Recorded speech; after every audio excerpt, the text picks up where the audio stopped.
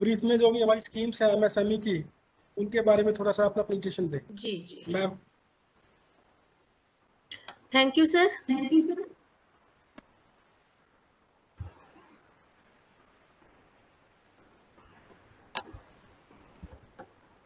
सो मैं सभी पार्टिसिपेंट्स का और सभी डिग्निटरीज का वेलकम करती हूँ। और अभी हम जिस प्लेटफॉर्म पर बात कर रहे हैं कि हरियाणा में कोविड का एक न्यू चैप्टर स्टार्ट किया जाए, तो वाकई में ये एक बहुत अच्छा आइडिया है, क्योंकि विमेन एंटरप्रेन्योर्स हैं हरियाणा में, लेकिन शायद उस लेवल तक अवेयरनेस अभी नहीं है यहाँ पर। क्योंकि इस प्रोग्राम को करने के लिए मैंने काफी विमेन एंटरप्रेन्योर को कांटेक्ट किया डेटाबेस से सर्च करके, लेकिन स्टिल मतलब जिस हिसाब से मैंने मेल्स किए हैं तो उस हिसाब से उतने रजिस्ट्रेशंस भी नहीं हुए, या हुए तो फिर उन्होंने ज्वाइन नहीं किया, या वट मतलब जो भी रहा। तो मेरे ख्याल से यदि हम यहाँ पर एक नया चैप्टर स्टार्ट करते हैं तो विमेन एंटरप्रेन्योर को भी एक अच्छा प्लेटफॉर्म मिलेगा और उनको हेल्प मिलेगी और कुछ अवेयरनेस भी बढ़ेगी। क्योंकि अभी भी मतलब गवर्नमेंट ने स्कीम्स इम्प्लीमेंट कर रखी हैं, बट उस अभी तक लोग उस लेवल तक नहीं पहुंच पाए कि वो उनका बेनिफिट ले सकें। तो एनीवेज मैं शॉर्ट में बिल्कुल सिर्फ जस्ट आपको थोड़ा सा आइडिया देने की कोशिश करूंगी कि क्या क्या गवर्नमेंट की स्कीम्स हैं जिनमें विमेन एंटरप्रेन्योर्स बेनिफिट ले सकती हैं। डिटेल्स में ज्यादा कवर नहीं करूंगी। तो कोई भी एंटरप्रेन्योर यदि डिटेल में जानना चाहता है तो वो प्लीज मेरा ईमेल आईडी और फोन नंबर आप लोगों के पास है, वो मुझसे बाद में कांटेक्ट कर सकता है, या हमारे ऑफिस में किसी से भी कांटेक्ट कर सकता है इस बारे में। कुछ क्योंकि बिल्कुल न्यू लोग हमारे साथ जुड़े हुए हैं, जैसा कि मेरे पास कुछ फोन कॉल्स भी आए थे, तो मैं थोड़ा सा इंट्रोडक्शन अपने बारे में देना चाहूंगी ऑफिस के बारे में। कि जो एमएसएमई डेवलपमेंट इंस्टीट्यूट करनाल है, जिसकी तरफ से ये प्रोग्राम ऑर्गेनाइज किया जा रहा है, तो that is the state office of ministry of MSME. MSME sector जो है उसकी इंपॉर्टेंस हम सब जानते हैं, इंडियन इकोनॉमी में एक बहुत अच्छा बहुत सिग्निफिकेंट रोल प्ले कर रहा है वो आफ्टर द एग्रीकल्चर सेक्टर।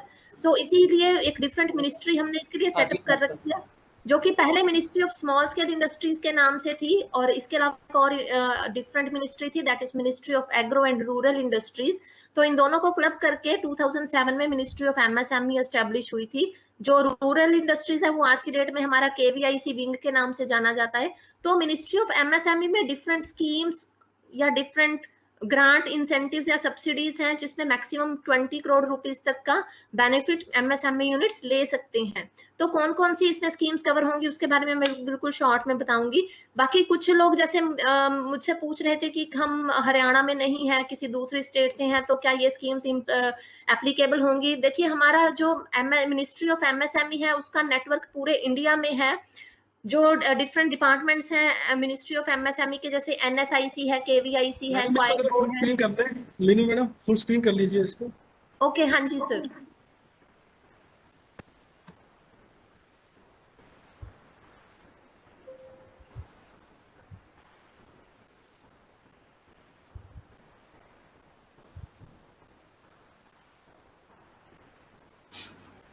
तो एनएसआईसी है, केवीआईसी है, क्वायर बोर्ड है, टूल रूम्स है। इसके अलावा हर स्टेट में हमारा ऑफिस है। 30 all over India 30 MSME DIs हैं, जिनको डेवलपमेंट इंस्टीट्यूट कहा जाता है।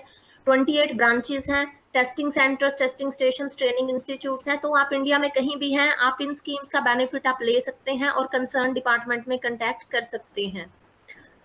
एमएसएमई डीआई करनाल, जैसा कि आप सब जानते हैं कि ministry of MSME works for the promotion of MSME sector. तो एमएसएमई डीआई करनाल जो है वो हरियाणा में वर्क करता है for the promotion of MSME sector. Different schemes जो हैं गवर्नमेंट की वो इम्प्लीमेंट होती हैं। देन डेवलपमेंट प्रमोशन, कोई भी स्कीम जो है उसको उसकी मॉनिटरिंग करना, उसको इम्प्लीमेंट करना, फॉर्मुलेशन करना, टाइम टू टाइम उसको रिवाइज करना, ये सब काम डीआई ऑब्वियसली मतलब होते डीसी लेवल पर हैं हेडक्वार्टर की तरफ से, बट उसमें डीआई का एक सिग्निफिकेंट रोल रहता है। तो इसके अलावा आप धीरे धीरे वर्किंग समझ जाएंगे जैसे जैसे आगे आएंगे हम। तो एक यहाँ पर थोड़ी सी बात, मैं न्यू क्लासिफिकेशन ऑफ एमएसएमई, काफी लोगों को भी ये नहीं पता है कि रिसेंटली 1 जुलाई 2020 में ये जो क्लासिफिकेशन है एमएसएमई का, ये रिवाइज हुआ था, जिसके अकॉर्डिंग एमएसएमई, जैसे आप जानते हैं MSME stands for micro small and medium enterprises here. तो माइक्रो में कौन सी यूनिट्स माइक्रो में कवर होंगी? यदि आपकी प्लांट और मशीनरी में जो इन्वेस्टमेंट है वो 1 करोड़ तक है, 0 से लेके 1 करोड़ तक, और सिमिलरली आपका जो टर्नओवर है वो 5 करोड़ से कम है, तो वो माइक्रो एंटरप्राइज है। इसी तरह से स्मॉल एंटरप्राइज क्या है? यदि इन्वेस्टमेंट 1 करोड़ से ज्यादा है 10 करोड़ से कम है, लेकिन टर्नओवर जो है वो 5 करोड़ से ज्यादा है, 50 करोड़ से कम है, तो then it is small enterprise. 10 crore से ज्यादा है अगर इन्वेस्टमेंट, लेकिन 10 और 50 के बीच में है, सिमिलरली टर्नओवर 50 और 250 करोड़ के बीच में है, then it is medium enterprises. तो इससे ज्यादा अगर एक्सीड करती हैं वैल्यूज तो it will come under the large enterprises. तो उसके लिए एक डिफरेंट मिनिस्ट्री एस्टेब्लिश है, सो वो मिनिस्ट्री ऑफ एमएसएमई में कवर नहीं होगा।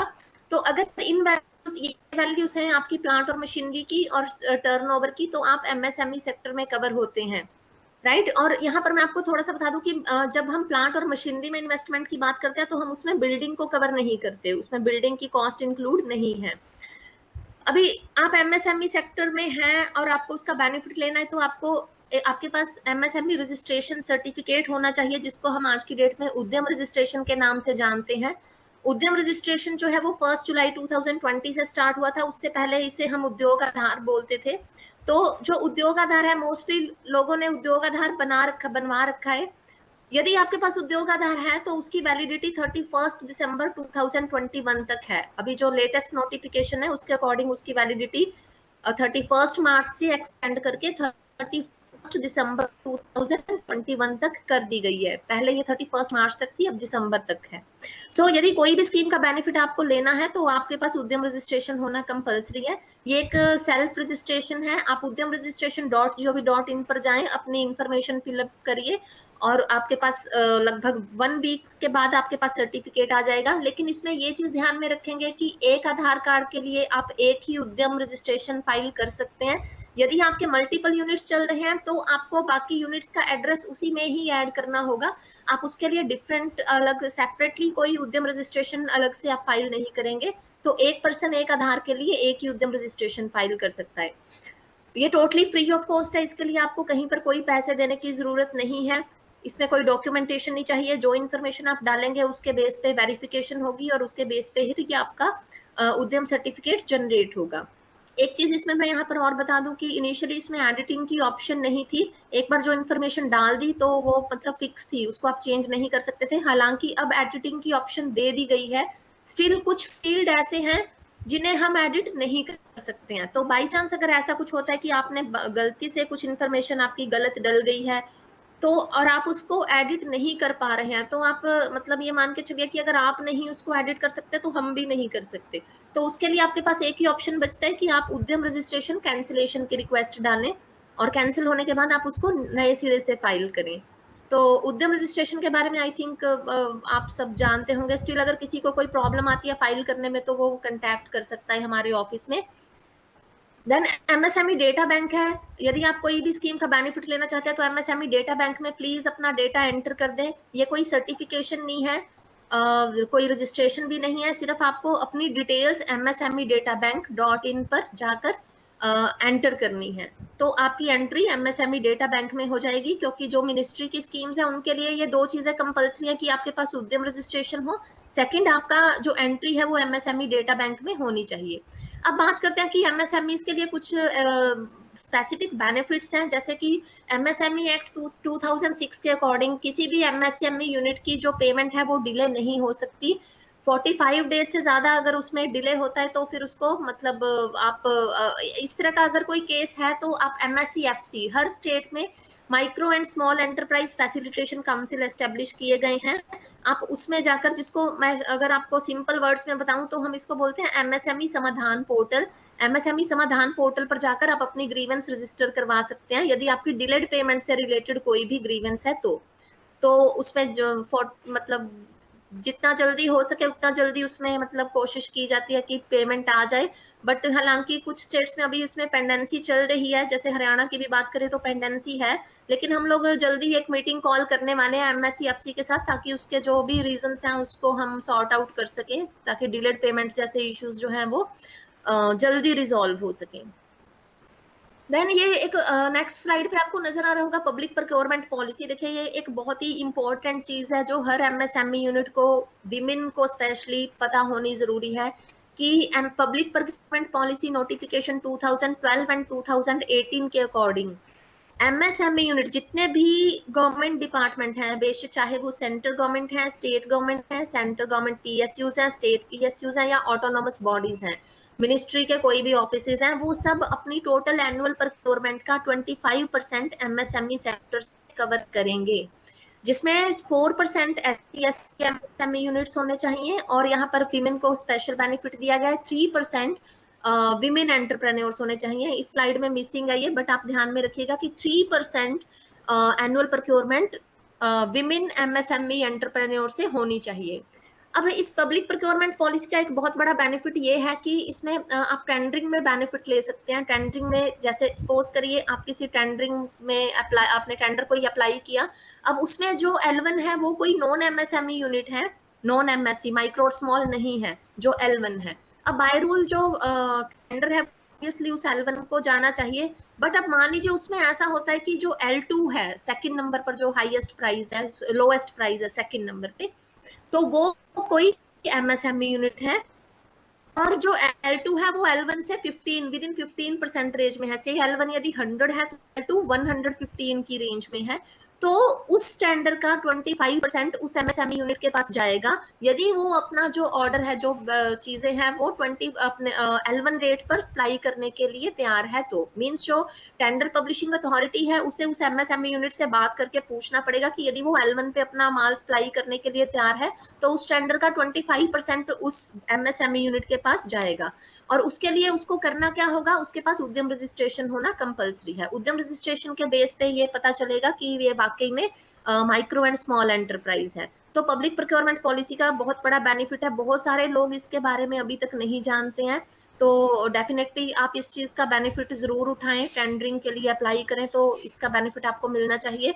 और कई जगह पे ये प्रॉब्लम आती है कि जो गवर्नमेंट डिपार्टमेंट्स है वो खुद भी अवेयर नहीं होते, तो आपके पास नोटिफिकेशन की एक कॉपी इसकी होनी चाहिए ताकि आप लोग उसके बेस पे बेनिफिट ले सकें।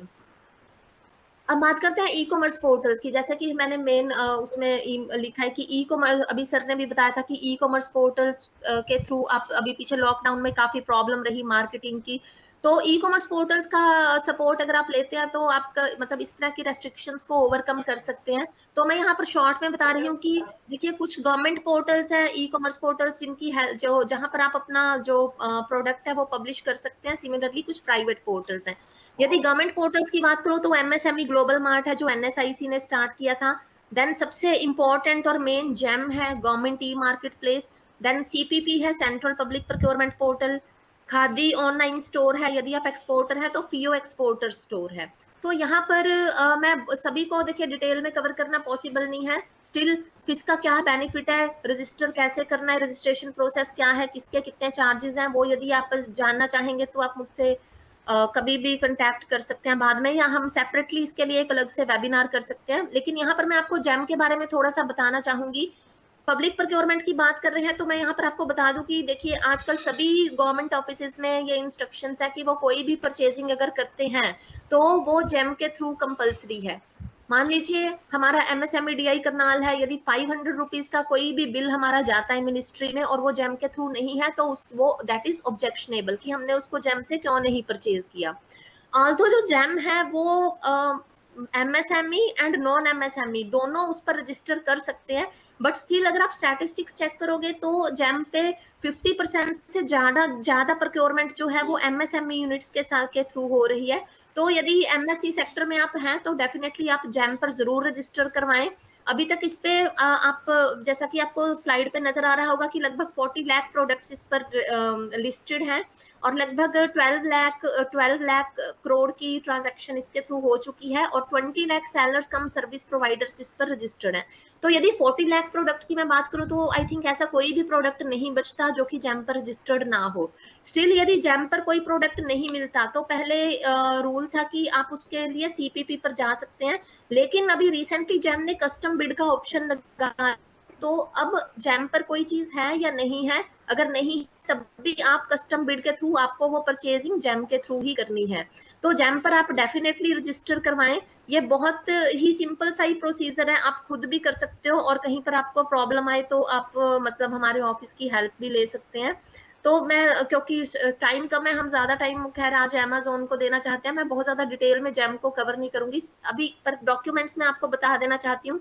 अभी यूआरएल आपको नजर आ रहा है, jam.gov.in पर जाकर आपको साइन अप करना है, आपको नेम ऑफ फर्म डालना है, आधार ऑथेंटिकेशन, आपके पास वैलिड आधार कार्ड हो, वो मोबाइल से लिंक्ड होना चाहिए, आपके पास एक वैलिड ईमेल आईडी हो, क्योंकि ईमेल आईडी पर आपके पास ओटीपी आएगा, पैन नंबर हो, जीएसटी इज नॉट कंपल्सरी, अभी कंपल्सरी नहीं है, नहीं भी होगा तो आपका चल जाएगा। देन 3 ईयर की बैलेंस शीट आपके पास होनी चाहिए यदि आप टेंडरिंग में पार्टिसिपेट करना चाहते हैं। टेंडरिंग मीन्स यदि 5 लाख से ऊपर की परचेज है तो फिर वो टेंडरिंग के थ्रू होगी ऑन जेम। तो यदि आपके पास 3 साल की बैलेंस शीट है तो आप मतलब फुल फ्लैज आप जेम के थ्रू अपना जो ऑर्डर है वो सप्लाई कर सकते हैं, टेंडरिंग में पार्टिसिपेट कर सकते हैं। बट सपोज करिए कि कोई न्यू एंटरप्रेन्योर है जिसके पास 3 साल की बैलेंस शीट नहीं है, तो वो भी रजिस्टर कर सकता है, लेकिन वो बिड के लिए अप्लाई नहीं कर सकेगा, बिड में पार्टिसिपेट नहीं कर सकता। देन बैंक अकाउंट डिटेल्स आपको चाहिए, और आप ध्यान देंगे कि बैंक अकाउंट जो है वो प्रोपराइटर के नाम से नहीं, कंपनी के नाम से होना चाहिए, अदरवाइज पेमेंट में इश्यूज रहते हैं काफी सारे। उसके इसमें वेंडर असेसमेंट है, वेंडर असेसमेंट आपको करवाना पड़ेगा यदि आप ओईएम है, OEM means original equipment manufacturers. तो वेंडर असेसमेंट में कुछ स्पेसिफिक चार्जेस हैं, 12,000 प्लस जीएसटी, जो तो वो चार्जेस आपको पे करने होंगे। बट जो भी प्रोक्योरमेंट जितनी प्रोक्योरमेंट इसके थ्रू हो रही है तो आई थिंक वो 12,000 कोई बहुत बड़ा इशू नहीं है। इसके अलावा आजकल एक कॉशन मनी भी जेम ने अपनी तरफ से लगा दिया है, तो वो डिपेंड करता है आपके टर्नओवर के हिसाब से, 5,000 टू 10,000 तक आपको डिपॉजिट करवाना होगा एज अ कॉशन मनी। सो ये डॉक्यूमेंट्स यदि आपके पास हैं तो आप जैम पर रजिस्टर करवा सकते हैं, और आप सिंपली जाइए jam.gov.in पर साइन अप करके और अपनी इंफॉर्मेशन आपको डालनी है। स्टिल इसमें कोई प्रॉब्लम है तो आप, जैसा मैंने बताया कि आप कांटेक्ट कर सकते हैं हमारे ऑफिस में कभी भी। अभी मैं यहाँ पर थोड़ा सा बताना चाहूंगी, क्योंकि कुछ फोन कॉल्स मेरे पास आए थे और एक आज आया था, तो उसमें कुछ लोग फाइनेंस स्कीम्स जानना चाह रहे थे, उन्होंने नया एंटरप्राइज कोई अपना स्टार्ट किया था। तो मैं सिर्फ उन वहां वहां उस चीज की बात करूंगी जहां पर विमेन को बेनिफिट है। तो इसमें एक तो मुद्रा, एक फर्स्ट है पीएमईजीपी। जैसा आज मैंने कोविड की साइट देखी थी, उसमें मैंने सक्सेस स्टोरीज देखी थी, तो मैं समझती हूँ कि काफी विमेन एंटरप्रेन्योर्स को हेल्प मिल रही है अपना बिजनेस स्टार्ट करने के लिए। तो कोई भी यदि फर्स्ट जनरेशन एंटरप्रेन्योर है तो वो अगर अपना नया बिजनेस स्टार्ट करता है तो वो पीएमईजीपी स्कीम के अंडर लोन अप्लाई कर सकता है। उसमें आपको 25 लाख तक का लोन मिल सकता है मैन्युफैक्चरिंग और सर्विस सेक्टर के लिए। ट्रेडिंग को इसमें कवर नहीं किया जाता। तो उसमें लेडीज के लिए स्पेशली यदि रूरल एरिया में आप यूनिट स्टार्ट करते हैं तो 35% सब्सिडी है, और यदि अर्बन एरिया में करते हैं तो 25% सब्सिडी है। रूरल में 25 और रूरल में सॉरी 35 और अर्बन में 25% सब्सिडी लेडीज अवेल कर सकती हैं। अभी इसका सबसे बड़ा बेनिफिट यह है कि यदि 3-4 साल आप सक्सेसफुली उस यूनिट को चला लेते हैं तो फिर आप एक्सटेंडेड पीएमईजीपी में फर्दर 1 करोड़ के लोन के लिए अप्लाई कर सकते हैं, और दोबारा से उसमें 15% सब्सिडी अवेल कर सकते हैं। देन सीजीटीएमएससी स्कीम है जिसमें 2 करोड़ तक का लोन आपको सैंक्शन हो सकता है, और लेडीज को गारंटी फी पे स्पेशल कंसेशन है। देन स्टैंड अप स्कीम है लेडीज और SC/ST एंटरप्रेन्योर्स के लिए, जिसमें कि 10 लाख से लेकर 1 करोड़ तक का लोन लेडीज को मिल सकता है फॉर द ग्रीन प्रोजेक्ट्स। और जो all over India 1.25 lakh branches हैं, लगभग बैंक ब्रांचेस हैं, तो उनको ये इंस्ट्रक्शंस है कि उनको एटलीस्ट 2 एंटरप्रेन्योर्स को इसमें लोन सैंक्शन करना है। तो स्टैंड अप स्कीम में आपको बहुत अच्छे चांसेस हैं लोन सैंक्शन होने के। देन कुछ स्कीम्स हैं जो एग्जिस्टिंग एंटरप्रेन्योर्स हैं। अभी तो मैं लोन की बात कर रही थी, यदि आप एग्जिस्टिंग एंटरप्रेन्योर हैं तो उनके लिए भी स्कीम्स है, जैसे CLCSS है। यदि आप 1 करोड़ तक का लोन आप ले सकते हैं, मशीनरी आपको परचेज करनी है, आप 1 करोड़ तक का लोन लेते हैं, तो उसमें लेडीज को, वीमेन एंटरप्रेन्योर्स को और SC/ST एंटरप्रेन्योर्स को 25% तक की सब्सिडी है।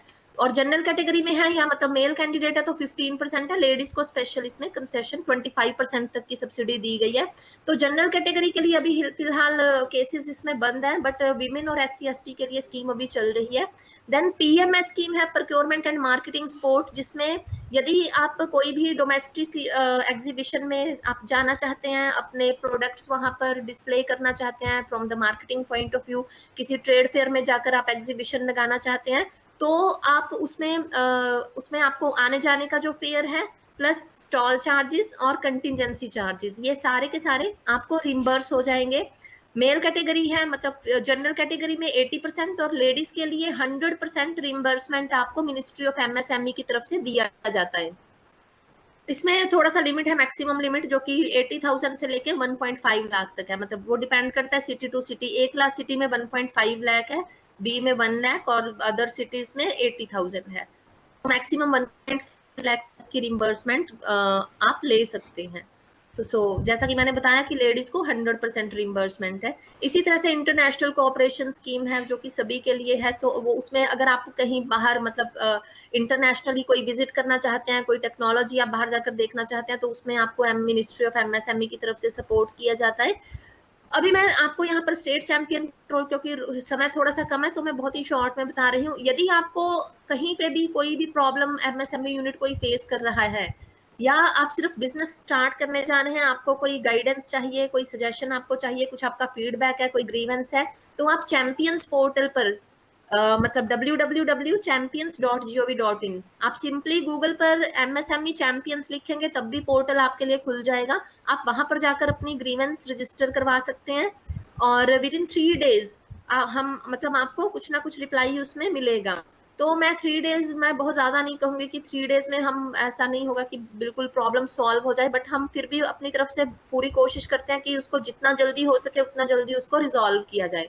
तो अभी मतलब चैंपियन पोर्टल, हालांकि रिसेंटली कल जैसे मैंने चेक किया है तो इस पर ऑलमोस्ट सभी मिनिस्ट्रीज, सभी जो पीएसयूज हैं, ऑलमोस्ट सभी को ऑन बोर्ड किया गया है। तो कोई भी किसी भी पीएसयू या किसी भी मिनिस्ट्री से रिलेटेड, या कोई बैंक में लोन आपको मिलना था उसमें कोई प्रॉब्लम आ रही है, तो आप ग्रीवेंस डाल दीजिए, हम कंसर्न ऑफिसर को, कंसर्न डिपार्टमेंट को पोर्टल के थ्रू उसको रेफर कर देते हैं। तो आई थिंक ये काफी अच्छा फीचर, काफी अच्छा इनिशिएटिव मिनिस्ट्री ऑफ एमएसएमईज की तरफ से लिया गया है।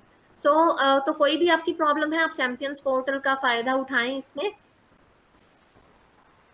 आगे वो सभी स्कीम्स डिटेल में दी गई हैं जो मैंने अभी आपसे डिस्कस की हैं। अब मैं इसको ज्यादा मतलब डिटेल में नहीं दे रही हूँ, यहीं पे ही खत्म करते हैं। एक चीज और है कि जैसे कुछ प्रोग्राम्स मतलब हमारी मिनिस्ट्री ऑर्गेनाइज करती है जिसमें 30 डेज के ईएसडीपी, स्किल डेवलपमेंट प्रोग्राम्स, या 10 डेज का एंटरप्रेन्योरशिप अवेयरनेस प्रोग्राम या मैनेजमेंट डेवलपमेंट प्रोग्राम्स, ये सब होते हैं। तो उसमें भी हम लोग लेडीज को मतलब लेडीज के लिए फीस या तो बिल्कुल नॉमिनल सी रखते हैं, फिर बिल्कुल मतलब उसके लिए फ्री ऑफ कॉस्ट रखते हैं। जैसे ईएसडीपी फैशन डिजाइनिंग पे हम रिसेंटली, तो लेडीज के लिए उसको कुछ नहीं था।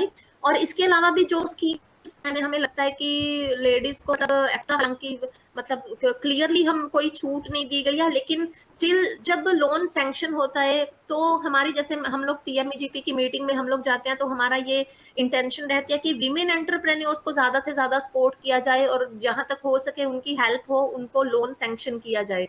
तो कुछ डायरेक्ट या इनडायरेक्ट बहुत सारे बेनिफिट्स हैं इस टाइम पर विमेन एंटरप्रेन्योर्स के, जिनका बेनिफिट वो लोग ले सकते हैं।